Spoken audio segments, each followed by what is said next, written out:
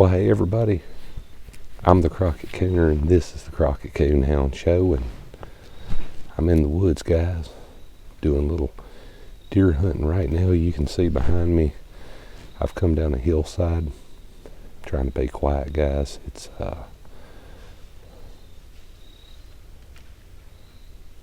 squirrel. It's about 4:30 in the afternoon. I got here a little bit late today, guys.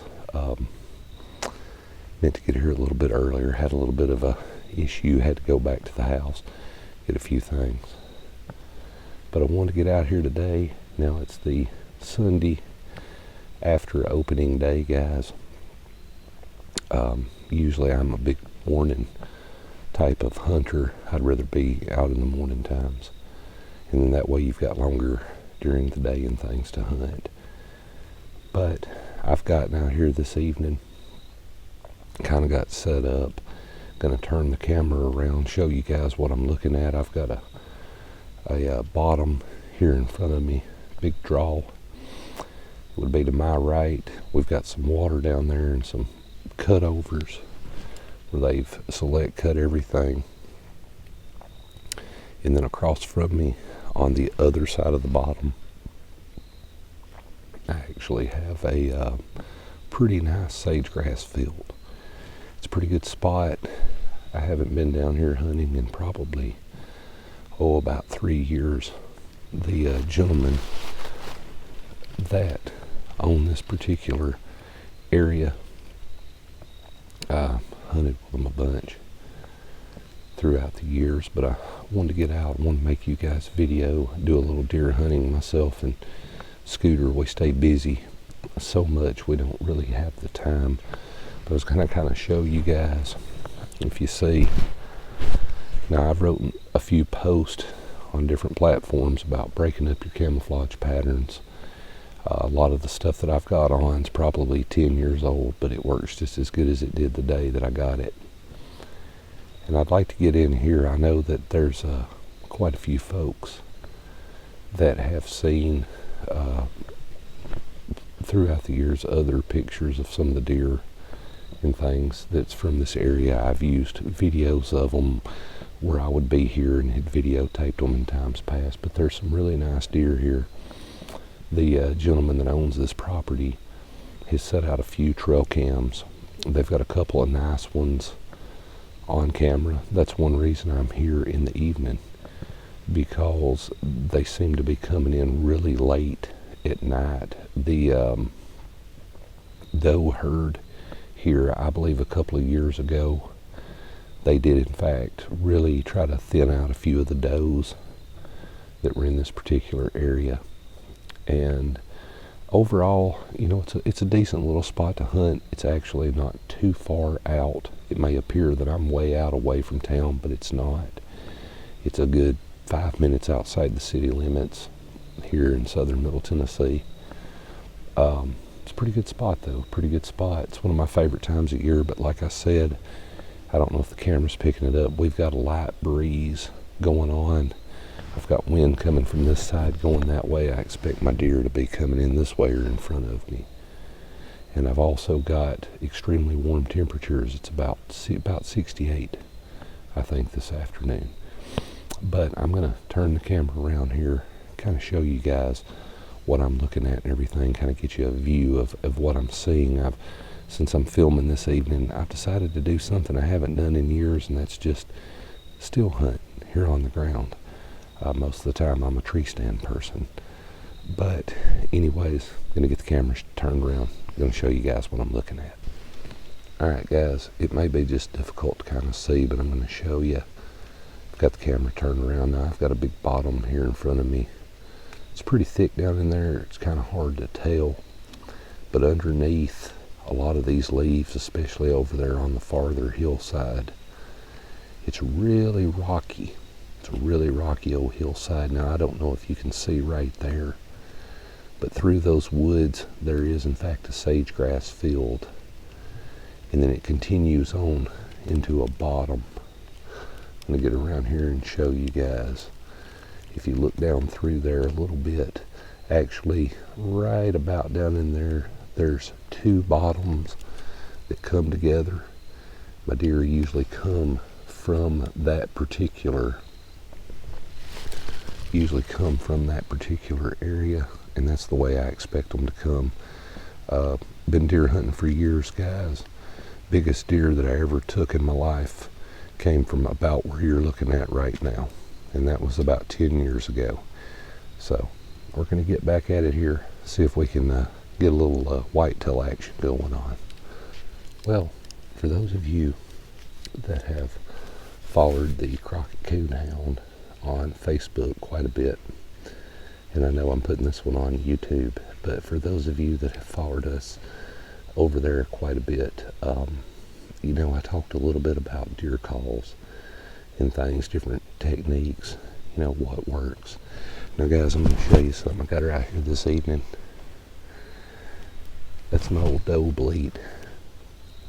It's just an old nightingale call. Nothing extremely important about it. It wasn't expensive years ago. But I actually had all three of these. I wanted to tell you guys, this is the doe bleat. I also had the buck, and I had the fawn. Neither one of them, besides the doe, in my opinion, worked well. The buck bleat grunt, I guess you call it, wasn't really a grunt too, it's more of a bleat. It just never seemed to bring anything in for me. Never was productive. But the fawn bleat, I always liked it quite a bit.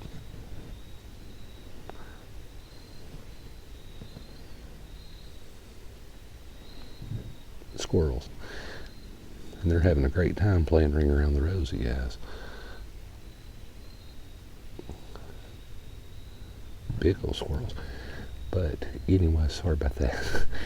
But anyways, it's one of my old go-to calls. I bet I've had that bleat for 20 years. Now, I'm not against anything new. I definitely like new equipment and things. But this one, there's just something about it, guys. I've had it for years. I'll show you guys. And there's just something about the tone of it and the way it carries. I've used it bunches of different hunts, bunches of different times, and it always seems to bring at least a couple of does in, if nothing else. But the biggest deer that I ever took in my life, I blew on this moments before. So I don't know, it's just something about the tone.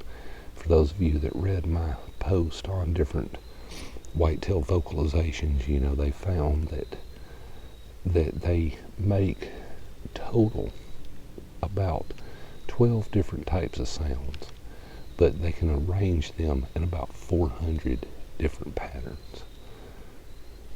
So that's always good information, guys. You gotta go with the science on it a lot of times. As folks that study whitetail deer go on, they learn and then teach everybody else that's in the hunting community about a lot of things. That's one thing that I definitely wanted to hit on. Now, I spoke with the gentleman that owned this property and a couple of other guys that are here on a lease. All of them said that they did not believe that the rut had kicked in yet in this particular location. So hopefully I can get us a buck in, find out if it has or not. You guys stay tuned. Now guys, I know you can't see me. Through the powers of video editing, I made this pretty quick. But it's been about 45 minutes since I last talked to you guys. And it's obvious that we have some folks kind of on some adjoining farms that are doing a little hunting. This is a definite squirrel hunting paradise, if you guys like that. But I've got some other hunters around me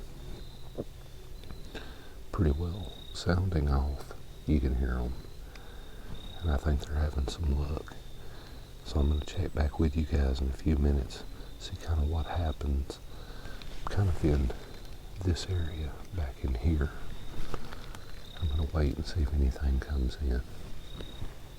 Well, guys, unfortunately, it's getting a little later in the afternoon. I hope the camera picked that up. Getting a little later in the evening, and I'm here in the woods. I'm starting to lose daylight pretty quick. And I've got stuff all around me, but it mainly is squirrels, I believe. This is truly a squirrel hunter's paradise. And I believe I'm going to wrap it up right here for my first day out this season. Seeing as how it's afternoon too, I'm really more of a morning hunter. Had a good time, but it just wasn't productive, didn't pay off. But I say it all the time, guys.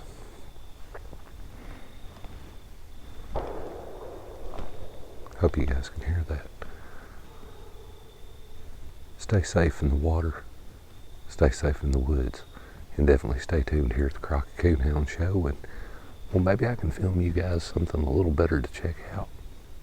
But I still had a good time. Before I end this video, because I've made it back here to the house and got everything put away, it's nighttime now, but I wanted to stop and ask all of you that follow us your opinion on something. Okay, now I know that there's a lot of folks that follow us here at the Crockett Coonhound Show. You guys are like homesteaders.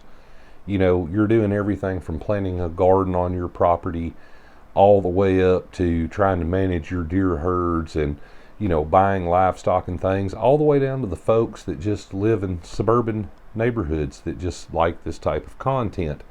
But that's what I want to ask you guys. Now, myself personally, I have looked around on the internet here on YouTube, and there are some gentlemen that are from Atlanta, Georgia, and I respect their work a whole lot. I'm going to tell you what they do. They're bow and arrow guys. They're bow hunters, and their whole page is dedicated to hunting at the edge of town. Okay, that's what they do. In very urban types of settings, they go to some very nice homes, ask these folks that have large properties, hey, could we go back here and do this and things.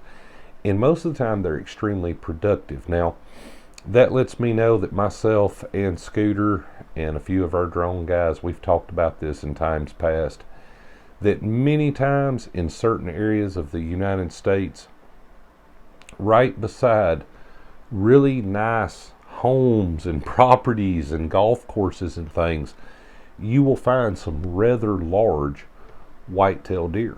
I mean, not only are we talking big racks, we're talking big bodies. You know, people that hunt, that are trophy hunters, that's in fact what they're looking for. So I want to ask y'all's opinion on that before I go. What do you guys think about that? Do you think that compared to 20, 30, 40 years ago, with towns and things expanding, people getting bigger, more industry, all these things, and we all know that wildlife is being interrupted by that, all different types of species. What is y'all's opinion? Do you guys think that now it is possible to do better just a mile outside the city limits hunting? Or do you think you need to be out in the great beyond to hunt? Because I have seen some folks that have got some really nice deer. They've harvested them, even on cameras and things. Some really beautiful specimens of white-tailed deer. And behind them was literally, you know, schools and playgrounds and everything else. You know, it was just people's homes, really nice residences and things. But if you guys don't mind, if you've got a second, please put your opinions down there in the comments. I'd like to hear what you have to say. I know Scooter would too. And I'm going to say it here at the end, guys. It always helps our page. If you like what we do here at the Crockett Coonhound Show, please subscribe and definitely hit the old like button there, because it always helps out our page, guys. So now there's you guys kind of a proper outro. I say it all the time, guys. Definitely stay safe on the water, stay safe in the woods, and stay tuned here at the Crockett Coonhound Show.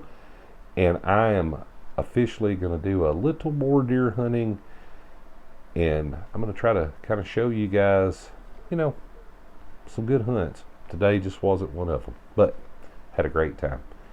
Anyways, you guys have a great day.